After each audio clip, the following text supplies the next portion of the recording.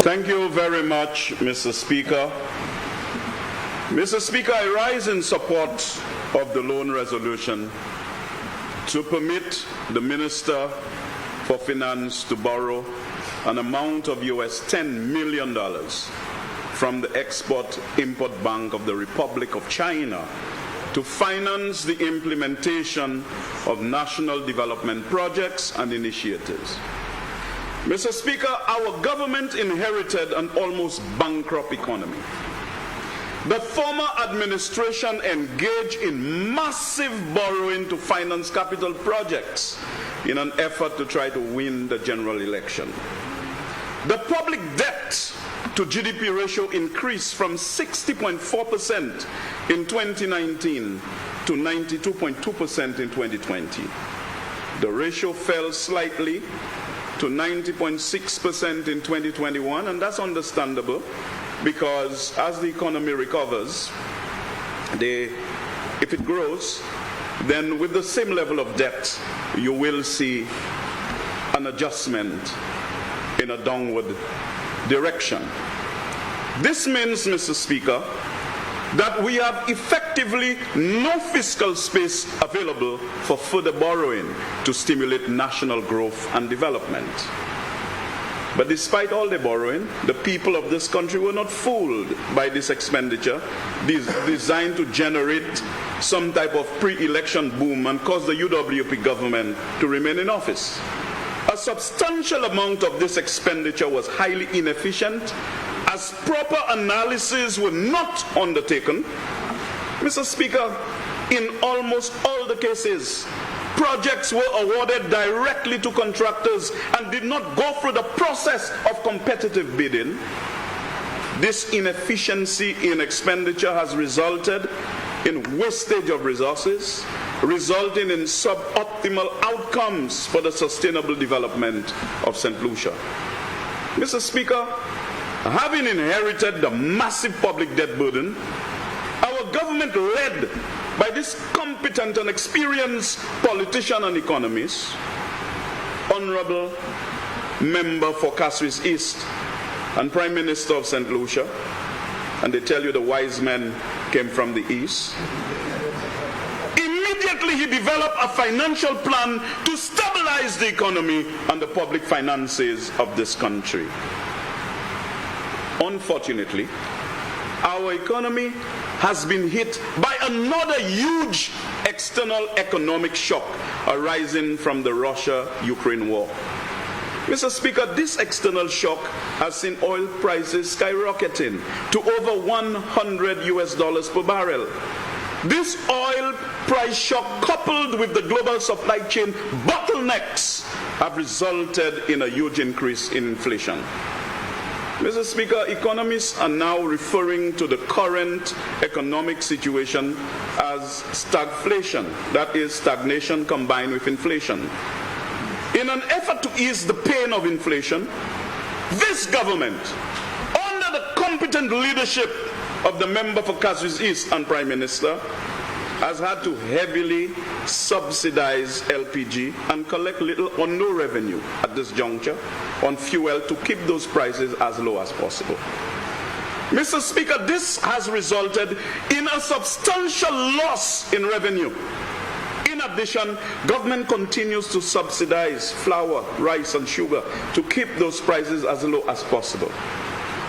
These measures have resulted in government losing substantial revenue in this country.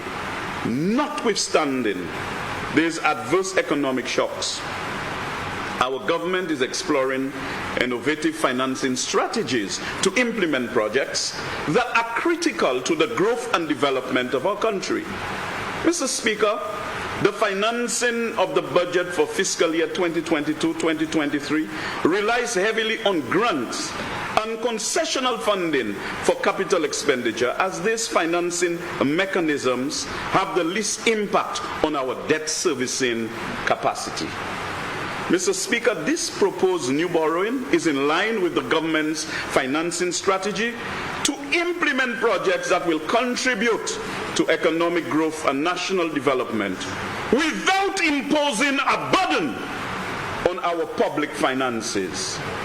Mr. Speaker, I would like to thank the government of the Republic of China, Taiwan, for being responsive to our development needs. The loan from the Export-Import Bank of the Republic of China is highly concessionary. The terms are as follows. Interest is payable at the rate of the 6-month secured overnight financing rate plus 0.20% plus 1.5% per annum. And two, the loan is repayable in 20 years, commencing from the date of first disbursement of the loan, inclusive of a grace period of 5 years. The grace period of 5 years will provide an opportunity for the economy to recover from the external economic shocks and improve the fiscal performance of central government. And this is why, Mr. Speaker, I made it clear that I support the resolution. But the leader of the opposition has decided, instead of just saying what I said, to go into growth, accusing the government of increasing debt between 2011 and 2016, then spoke about growth. The only thing he did not say was that they're responsible for the growth in the economy. And the member for Choiseul some time ago said so, and outside of the House they have been talking about it, and they indicated that the performance during their time is so great. And of course introduced the St. Jude's reconstruction project. For 5 years they did nothing on St. Jude's Hospital except to try to build some other glorified warehouse, right? Some monstrosity. They tried to build it and then never touched the original buildings of St. Jude's. 5 years, never touched it. I didn't expect him to raise it and criticize the Minister for Finance in terms of the handling of the affairs of this country. I think, Mr. Speaker, I cannot allow those matters to pass or masquerade as legitimate in this Honorable House. And so, Mr. Speaker, I will provide a response to each of them. First and foremost, it is indeed so shameless of the leader of the opposition to attempt to take credit for growth in economy based on the sound management of the economy. I am deeply saddened, Mr. Speaker, when I heard the leader of the opposition talk about the rate of 12.2% was proof that his government policies were working. The leader of the opposition continues to attempt to deceive the people of this country using subterfuge and all type of Cambridge analytical techniques. But the people can no longer be fooled by the honorable member who has lost the trust of the people of this country. Mr. Speaker, let us examine the record that he spoke of. In order to make an assessment of an administration's performance, we need to review that administration's performance over the period it was in office. Mr. Speaker, let us examine the economic record of the UWP over the 5-year period, and in this regard, Mr. Speaker, I refer honorable members to the 2021 Economic and Social Review, and specifically to page 99, which contains a table on gross domestic product by economic activity at constant 2018 prices in millions of EC dollars. This table provides information, Mr. Speaker, on the real economic growth rate of St. Lucia in the last row, which is captioned growth rate. Let us look at the growth rates for the period 2016 to 2021. Mr. Speaker, the Labour Party lost the general election in 2016 and laid a solid foundation for real GDP growth of 3.8%. Yes, Mr. Speaker, the Labour Party took the painful and tough decisions to rescue the country from the prolonged financial crisis and fiscal problems of the government of the United Workers' Party by engaging in fiscal correction measures to reduce the fiscal deficit. This was the legacy bequeathed to the government of the United Workers' Party. But guess what, Mr. Speaker? The leader of the opposition wants to take credit for the growth performance in 2016 and 2021. He is an expert in the art of engaging in specious economic arguments. After 2016, Mr. Speaker, the growth rate fell every every year from 2017 to 2020. From the 3.8%, which was our growth, it went down to 3.4%, then 2.9% in 2018. And here this, Mr. Speaker. Negative. Yes, you heard right. Negative 0.7% in 2019. Remember, this was before COVID, Mr. Speaker. Mr. Speaker, when there was growth in the world, the former Minister for Finance and leader of the opposition plunged our country into a crisis situation. So how can the member for Miku South claim credit for the growth rate in 2016 when some of the major private sector projects like the Royalton Hotel and Harbour Club will commence under the tenure of the St. Lucia Labour Party? The policies of the United Workers' Party are reflected in falling growth rates in 2017, 2018, and then plunging the economy into a recession before the onset of COVID-19 in 2019. This was before COVID-19, Mr. Speaker, and cannot in any circumstance be ascribed to the COVID-19 pandemic. This truly reflects the failure of the economic policies of the United Workers' Party government at the time. Mr. Speaker, the conundrum that needs to be explained by the former Prime Minister is why was St. Lucia's growth rate so anemic when the ECCB average in 2019 was 3.3%. The world economy was booming, Mr. Speaker, but St. Lucia registered growth of negative 0.7%. So, Mr. Speaker, the failure of this government's policies was clearly evident pre-COVID-19. Sadly, Mr. Speaker, these failed policies made us even more vulnerable to the effects of the COVID-19 pandemic. We were already in a recession pre-COVID, and we quickly went into what economists call a depression during COVID. Because they borrowed and misspent our monies, Mr. Speaker, St. Lucia's ability to react effectively with fiscal policy to the COVID-19 pandemic, which depended on our starting fiscal position, had been seriously compromised. So, Mr. Speaker, there were underlying conditions prior to COVID. This, Mr. Speaker, clearly shows that the government of the United Workers' Party mismanaged the economy and frittered the legacy we handed down to them in 2016. I want you to take the social and economic review and respond to what I have said. And let us look at the growth you're trying to take credit for.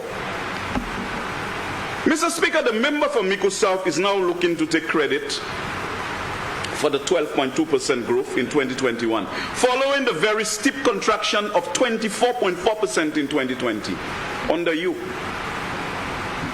Mr. Speaker, members should be aware that our real GDP for 2021 is the lowest recorded real GDP since 2006, with the exception of 2020.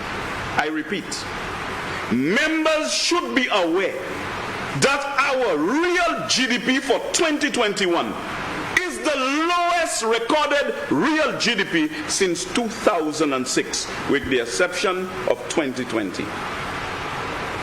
Moreover, Mr. Speaker, the real GDP for 2016, the time that our government was in office, is higher than the real GDP for 2021 by 10.3%.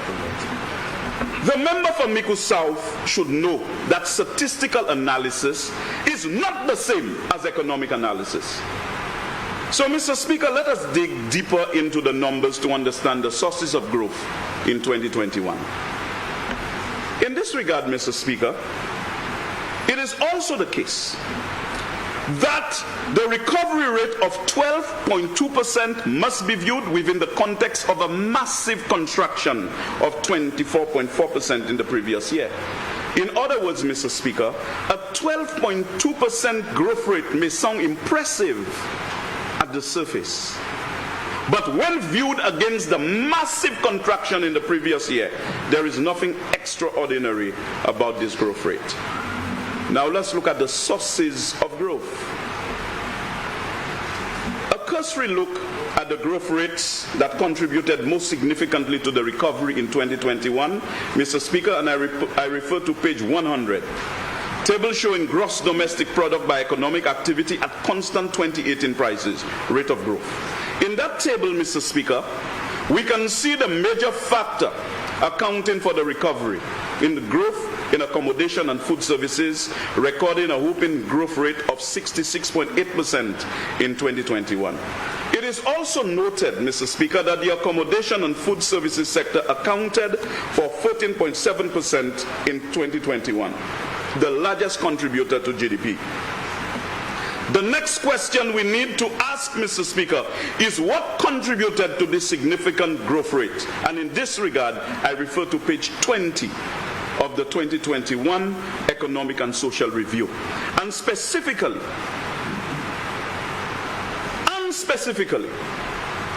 the paragraph before the last. And I quote, "The performance of the domestic tourism sector was consistent with trends in most tourism-dependent Caribbean economies, which saw a faster pace of recovery than other regions." Unquote. I repeat the quote, Mr. Speaker. The performance of the domestic tourism sector was consistent with trends in most tourism-dependent Caribbean economies, which saw a faster pace of recovery than any other regions. Unquote. This clearly states, Mr. Speaker, that the recovery in the tourism sector was as a result of natural recovery in tourism for the Caribbean region and had nothing to do with the policies of the former United Workers' Party administration that had plunged our country into a fiscal mess prior to COVID. Mr. Speaker, when we come to this Honorable House, we need to elevate the level of discourse.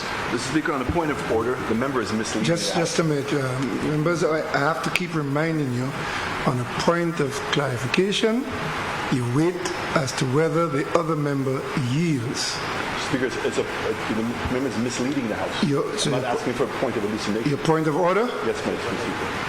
What is the misleading statement? Mr. Speaker, the member is saying that the recovery in St. Lucia was on parallel with the recovery in all of the other countries in tourism. He didn't say that. Yes, he did. He didn't say that. He said the recovery in the tourism sector. Correct, in the tourism sector. That's different to what you just said. Okay, Mr. Speaker, he's saying that the recovery in the tourism sector was equal to that of the other countries in the Caribbean. But he didn't say that. He quoted the Economic Review saying that. You cannot find anywhere that says that, Mr. Speaker, because if you just take Barbados as an example, Mr. Speaker, St. Lucia had 200,000 arrival increase. Remember, you're going into an area you can't go into. Are you saying, just listen, are you saying that the statement that he has made quoting the Economic Review is incorrect? Yes, Mr. Speaker.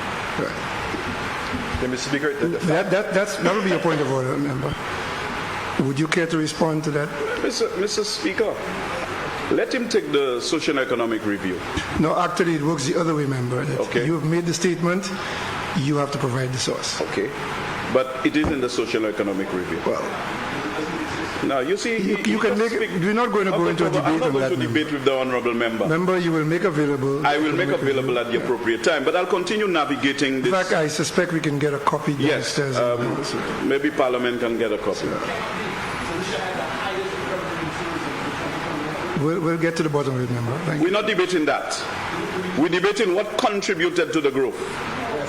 The performance of the domestic tourism sector was consistent with trends in most tourism-dependent Caribbean economies. We saw a faster pace of recovery than other regions.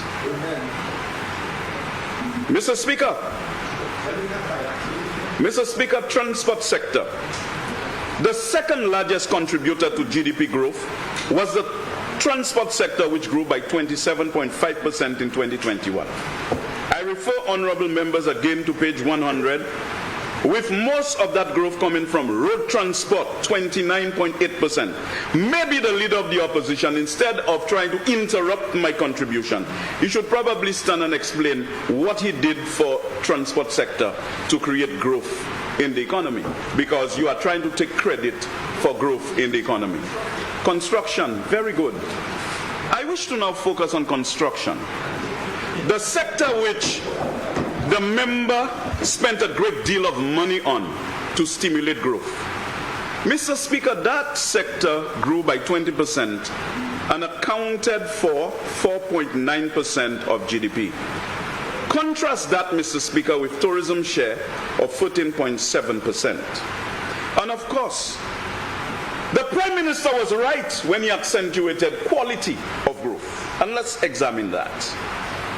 Mr. Speaker, when money is spent in a particular sector, it is recorded as value added and reflected in an increase in GDP, whether it is good in the sense that it contributes to an expansion in the capacity of the economy and contribute to sustainable development, or bad in the sense that resources are wasted on ill-conceived projects that contribute little to sustainable development. GDP, Mr. Speaker, does not differentiate between the good and the bad investments. So let us look at the impact of the investments. The impact of these investments will, however, impact long-run growth either positively or negatively. Another dimension of expenditure that one needs to consider is value for money. In that context, Mr. Speaker, if a government spends $10 million on a project that could have been undertaken for $1 million, GDP would record the value added as reflecting the $10 million and not the $1 million. So it could be undertaken for $1 million, but it's $10 million, GDP will record the $10 million. As it is well known, Mr. Speaker, GDP can be calculated in three ways: the sectoral approach, the expenditure approach, and the income approach. So no matter how you look at it, you can talk about income, you can talk about expenditure. If, for example, the member probably gives an individual $1,000 to paint his house, it is expenditure of $1,000 for him, or income of $1,000 for the individual. So that's how you measure GDP. So any approach is fine. Using the example I just cited of $10 million investment, which could have been undertaken for $1 million, the income approach for GDP will reflect the $9 million as profit to the company which undertook this project. In other words, Mr. Speaker, GDP does not differentiate between overpriced projects in which profits are padded and projects that are properly priced. GDP will simply record the expenditures made on this project. Efficiency of the expenditure. Mr. Speaker, it is also the case that the $9 million could have been invested in other projects which would have benefited the country through higher levels of economic activity and employment generation. Mr. Speaker, it is well known that the former administration's approach to procurement for projects was to employ predominantly the direct award approach. It is no secret. But most significantly, Mr. Speaker, the former administration used the direct award for large projects for which the central tendering process should have been used in keeping with best practices. Member for Library, would you just give me that citation? My recollection is page 20 of the Economic Review, the statement about the tourism. Was it page 20? I have to return to my pages. You know. If my memory serves me, I think it's page 20, and I'll read what it says. It says at paragraph 1 on page 20, the performance of the domestic tourism sector was consistent with trends in most tourism-dependent Caribbean economies, which saw a faster pace of recovery than other regions. That's what he said. How is that misleading? Because, Mr. Speaker, he went on to say, right, that... No, that's... But, Mr. Speaker, the statistics don't support that. Man, look, sit down. Man, look. Just After you have been, Mr. Speaker, you have been roaming the world.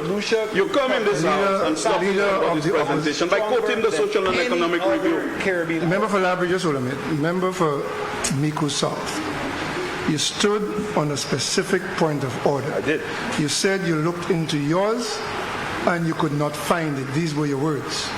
No, Mr. Speaker, I said the member was misleading the House. No, you said he quoted, he made a quote that you could... The member was suggesting, Mr. Speaker, okay, that the recovery and tourism was no special feat, okay, that it was ordinary. He didn't suggest that. He read from the Economic Review. That was not his suggestion. The statistics, if you look at the statistics, you see the recovery of St. Lucia recovered faster and But you may stronger want than to any put other. that. You may want to put that in a statement you want to make, but you cannot say that he has misled the House when he made the statement. That's what you said. You said, just a minute, because we need to clarify this. Members, points of order must be done with a great degree of specificity. You cannot make a point of order in a scattered short approach. It has to be specific. And the member for Labrie made a specific statement. He quoted it so well that I actually remembered the page more than he did, page 20. And this is what it said. You said you looked in your economic review and you did not see it. The economic review I'm looking at is 2021.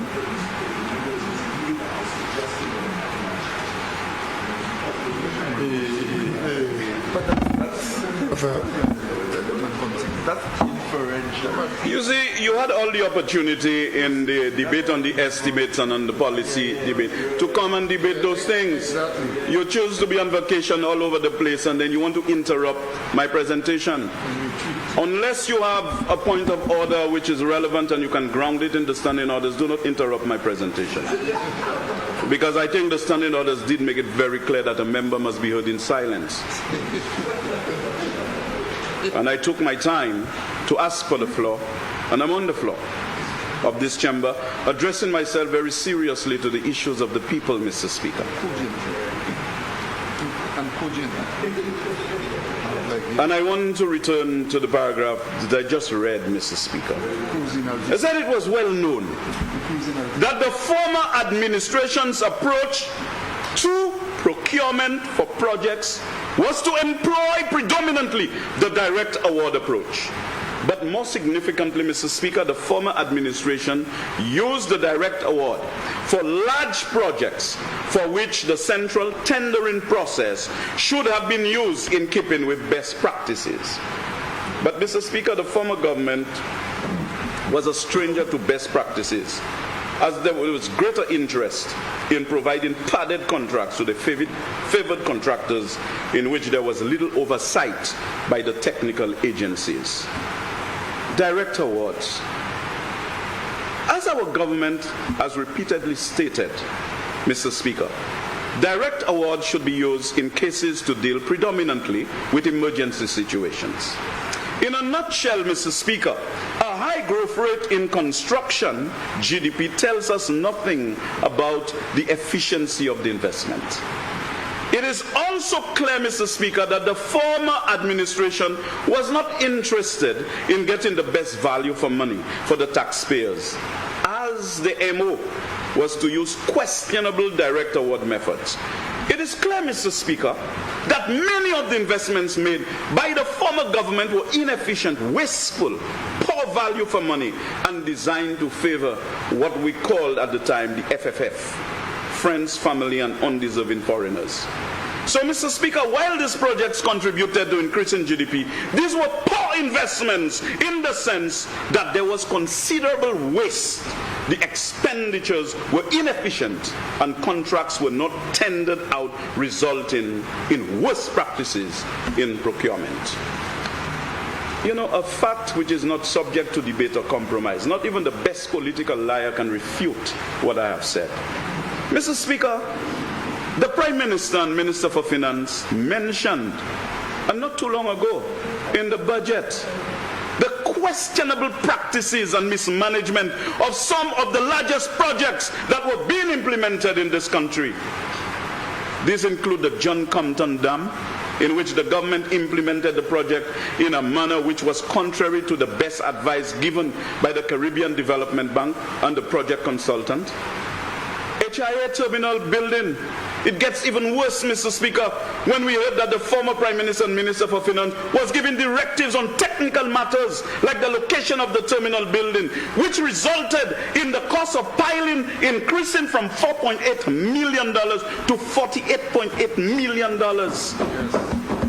And SLASPA's external counsel being paid an additional amount of a whooping $1.689 million in legal fees for vetting of the changes in the agreement relating to the project. That is what you call wastage. That's what you call wastage. What is even more alarming, Mr. Speaker, is that cost overruns on the airport project is at a staggering $43.8 million for just the foundation and shell of the airport. Mr. Speaker, the leader of the opposition needs to answer to the people as to why you were so deeply involved in technical matters relating to the implementation of the project. And then you come there and try to chastise the Prime Minister about transparency and openness. Don't come there and posture like a priest or some pastor, you the Pope. Debate what is before you in a very sincere fashion. And this is why I'm using the documents to present the information. So if you want to debate, debate with the information. Debate with the Social and Economic Review. Don't try to debate with me. I try to be fair in this debate as I navigate my presentation. The St. Jude's Reconstruction Project. You know, you had the nerve to come there and talk about St. Jude's. 5 years. Not a nail on St. Jude's. Then you decided after 3 years to build some monstrosity. We don't even know how much money it's going to take to finish it. And then you're trying to protest. You know why you all have your little Papi Show protests going there, little Mickey Mouse protests? It is because you all do not want us to finish St. Jude's. You all want us to concentrate on the monstrosity which will take many years to be completed, so that elections will come and then we will not deliver St. Jude's. You're trying to deflect, and then we can continue your project, your monstrosity, so you can justify that it was the right thing to do. From the time we entered office, the Prime Minister and Minister for Finance, as well as the Minister for Health, has been working assiduously towards ensuring that we do what is right, execute the project, and then to ensure that a realistic time frame is given and this hospital is completed.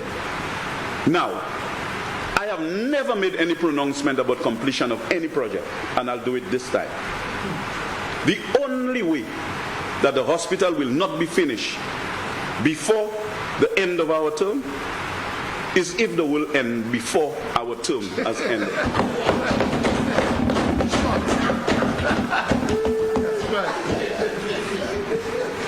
And you know, I'm the right man to come and say that, because you remember John the Baptist came before Christ. Well, Alva the Baptist said so. Mr. Speaker, in the case of the St. Jude's Hospital, there was no need to construct a new building. And this has resulted in a monumental waste of resources. The construction of this monstrosity was being undertaken with an open check, as the project cost was at no time ever revealed. Mr. Speaker, we are aware of the serious political interference in the implementation of the St. Jude's project, resulting in technocrats taking instructions from ministers of government, from this. It's like the son, the father, the donkey, the story, everybody giving different advice. And there was mass confusion as if they were standing on the Tower of Babel. And this is part of the reason why it was not completed. We, on this side of the house, we speak a common language. We speak English and we speak Creole. We're not speaking any type of other language to mislead.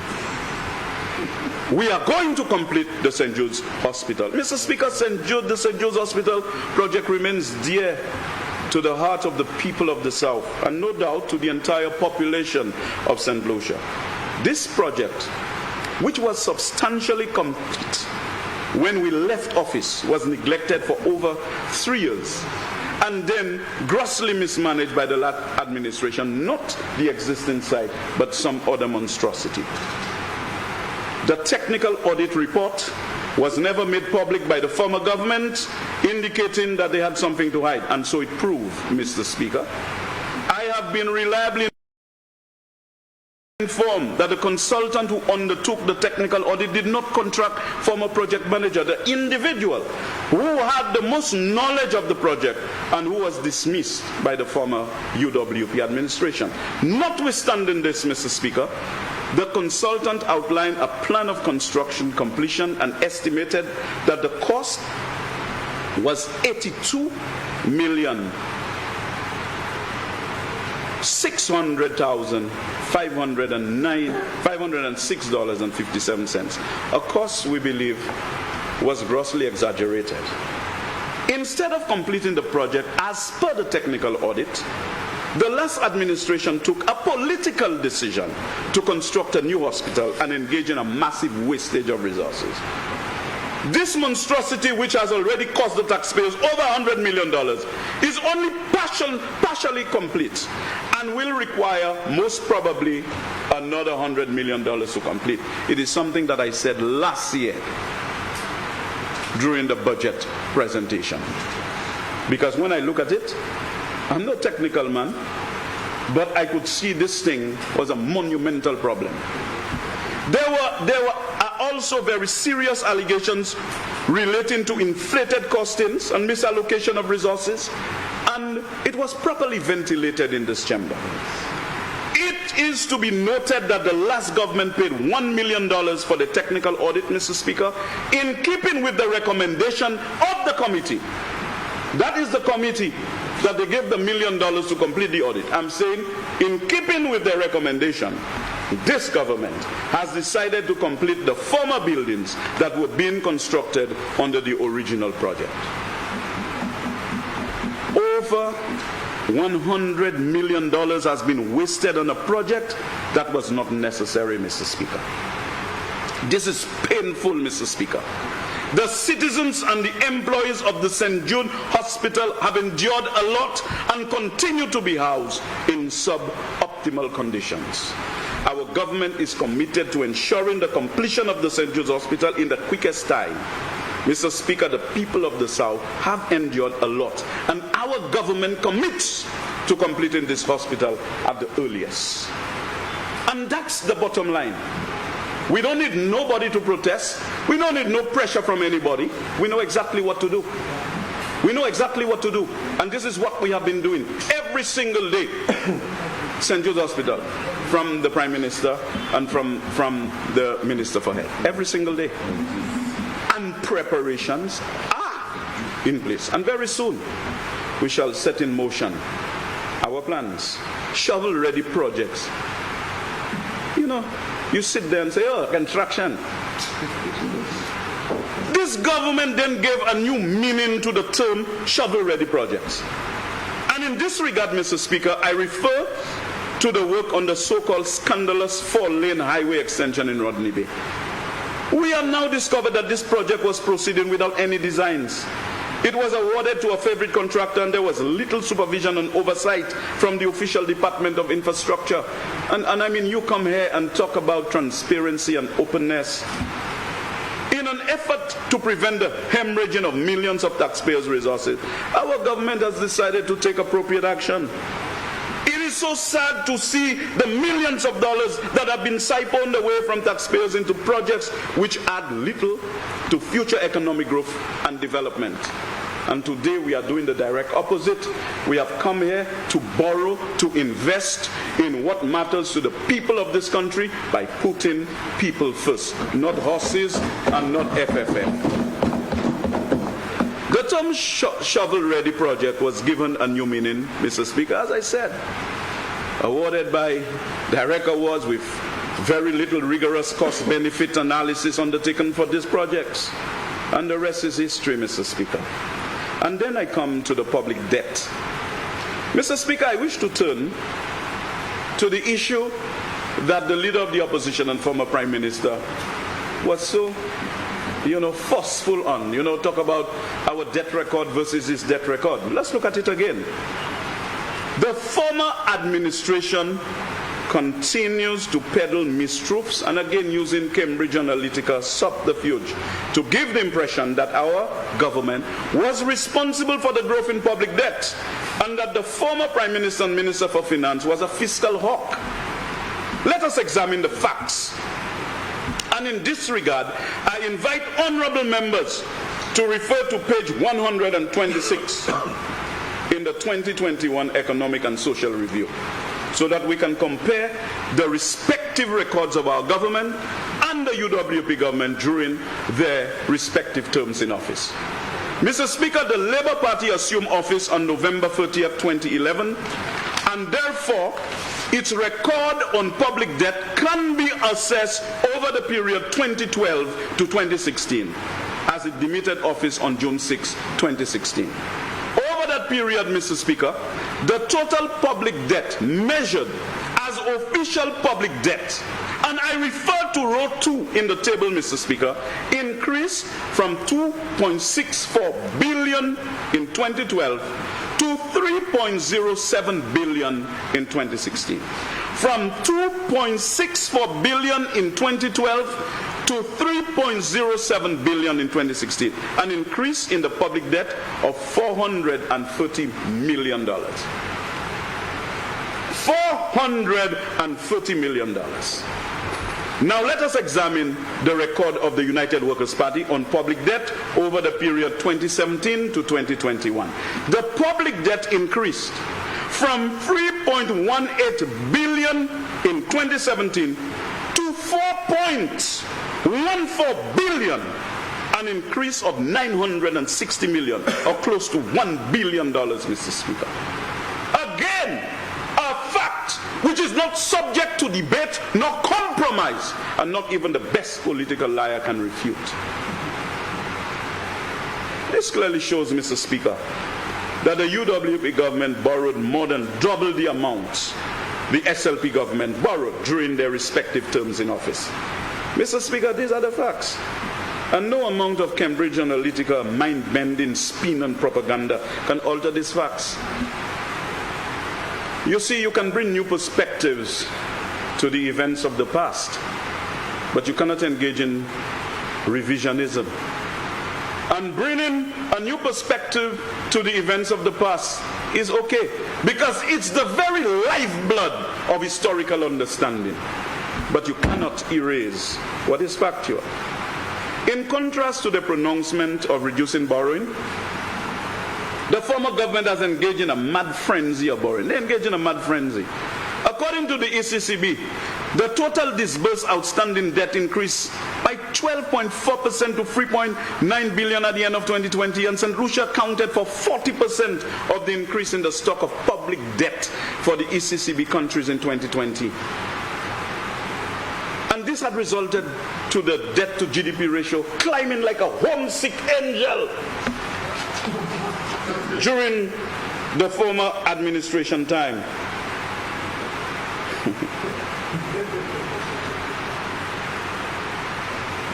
With this level of borrowing by the former government in 2020, you would have expected that St. Lucia would have recorded the lowest contraction in GDP. In fact, St. Lucia registered the worst performance in the ECCB area with a contraction of 24.4%. When you do all this borrowing, if you were borrowing to invest in the productive sectors of the economy, there would have been growth, and we would have been more resilient in cushioning the impact of COVID-19. But because of pandemic, it compromised the economic and financial immune system of this country when the pandemic came. So pandemic created a recession, and COVID-19 moved us from a recession to a depression. And do you want me to come to the House and congratulate you for that?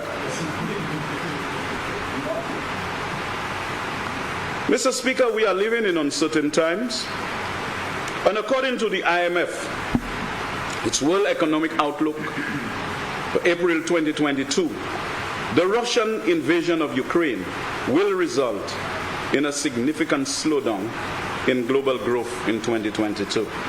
This reduction in growth will be accompanied by higher inflation as food and fuel prices increase rapidly. And I can say again, Mr. Speaker, that during that time, they enjoyed fuel prices at record low. And never for once you saw it fit to make an adjustment to ease the squeeze on the people of this country. And if you check, you go to the link, and if you want to debate on the fuel prices, no, you can debate on Member the fuel. for Labrie, you have 15 minutes left. Thank you, Mr. Speaker. This reduction in growth will be accompanied by higher inflation as food and fuel prices, Mr. Speaker, continue to increase. But my government is doing all it can. Just recently we put out some bullet points showing that the government of the Labour Party, a conscientious administration, an administration which is committed to the public welfare, actually absorbing the increased fuel prices to ensure that we ease the squeeze on the people of this country, notwithstanding the fact that we are just recovering from that blow from the COVID-19 pandemic. In fact, the debt increased by over 700 million between 2019 and 2021. We do, however, have a Minister for Finance who can be trusted to steer the wheels of the economy in the right direction and to transform challenges into opportunities as we navigate the strong headwinds. So, Mr. Speaker, given the fact I have so many things to say, but I want to look at a few very important scenarios that show appropriate action by the new Prime Minister and Minister for Finance. I recall when we were in opposition, I said it was time for a Labour Party administration to change the trajectory of this country. And the first thing the Prime Minister did when he got into office was, one, critically examine the expenditure policies of the former government and remove wasteful expenditures which had little or no impact on the government. Two, undertook a comprehensive review of the fiscal situation of government and proceeded to arrest the unsustainable policies pursued by the former UWP government, ultimately reversing the negative, unsustainable trend. He decided that there was a pressing need to take a gradualist approach to clean up the fiscal mess. We may need to set fiscal targets for the deficits and the public debt going forward for each budget year. Notwithstanding the economic mess we inherited, if you just cut spending right away, you are going to plunge the economy into further crisis. And notwithstanding the serious curtailment of public sector income, we paid facility fees for students right across St. Lucia to ease the squeeze on the parents of this country. We gave many electronic devices so that they could access online learning. A laptop program that was stopped, and the official policy during that time, you know what was the official laptop policy? That was the official policy of the United Workers' Party. But when COVID came, they were everywhere with a shawl, looking for all devices that were in the rain to see if it can work to give children. These were like the foolish virgins in the Bible. Revelation comes to the prepared mind. And we knew that the direction of the economy, especially for young people, is not the traditional economy, but moving to the blue and green economy. We live in a very different environment where we have to retool our children.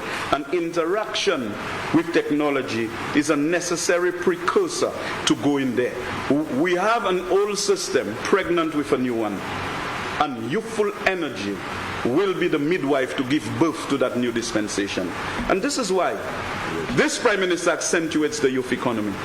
to ensure that we do not stay in this parliament and do things for young people, but young people have a seat at the table as equal and valuable partners in the development of this country.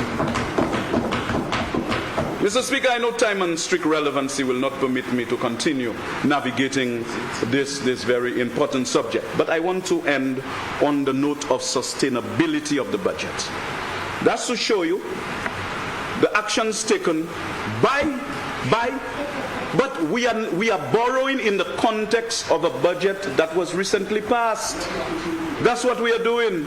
No, you were liming Canada, Dubai, all over the place. You were liming. You can't represent people in cyberspace. Mr. Speaker,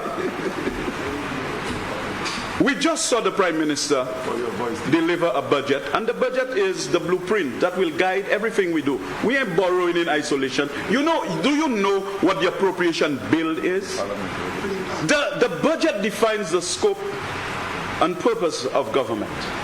The appropriation bill is what sets the limit to the spending. That's what it is. And we are here borrowing in that specific context, that the contents must take the shape of the container.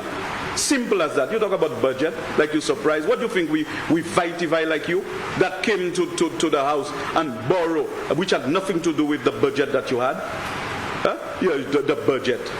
Man, sit down there and learn something, man.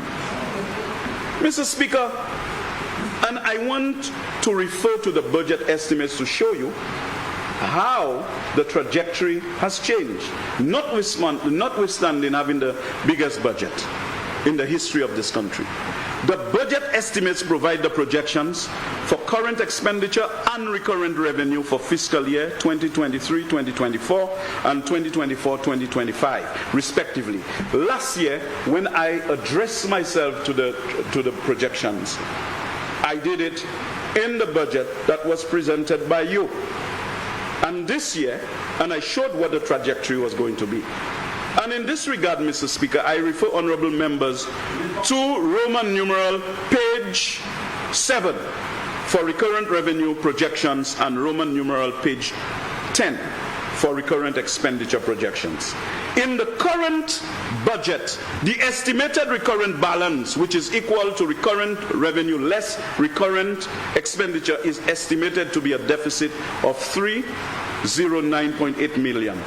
With recurrent revenue estimated at 1.15 billion and recurrent expenditure estimated at 1.46 billion. In 2023-2024, recurrent revenue is projected at 1.17 billion, while recurrent expenditure is estimated at 1.13 billion, resulting in a small recurrent surplus of 45.6 million. In 2024-2025, recurrent revenue is projected at 1.23 billion, while recurrent expenditure is projected at 1.13 billion, resulting in a surplus of 98.7 billion. When I did the analysis on the forward estimates last year, with your budget and your figures, we had a deficit moving forward. And it shows a different trajectory, Mr. Speaker.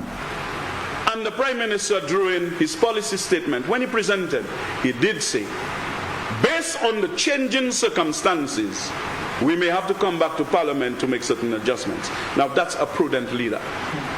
Sometimes when you navigate, you move from one point to another. Sometimes you get clear air turbulence, even when the weather is not bad, and you have to adjust your altitude and the attitude of the aeroplane. And finally, I say to you, consistent with this analogy dealing with aviation, sometimes the Minister of Finance and Prime Minister will say nothing. He inherited a country that was useless in the dark clouds of economic disaster. And when a pilot inherits an aircraft in that scenario, there are three things you do. You aviate, you navigate, and then you communicate. Aviate means you make sure it's at the right altitude and the right attitude. And this is what he did when he looked at the unsustainable policies of the former administration. Then, to put it on the right course, That's when you navigate. That if you say you're going to Castries, you cannot be headed in the direction of Mullah Sheikh from Beaufort. So you have to ensure you're on the right course. And then you communicate. Communicate is the last thing you do. That's why sometimes when you're on an aeroplane and you enter turbulence, you hear pilots say nothing. And you see the flight attendant sitting and they look more worried than you. That's the passenger. Just know that they're trying to keep the aircraft stable. I can say, through the guidance of my God, that God loves every St. Lucian. He knew that we needed an economist, an experienced captain to get us out of this cloud.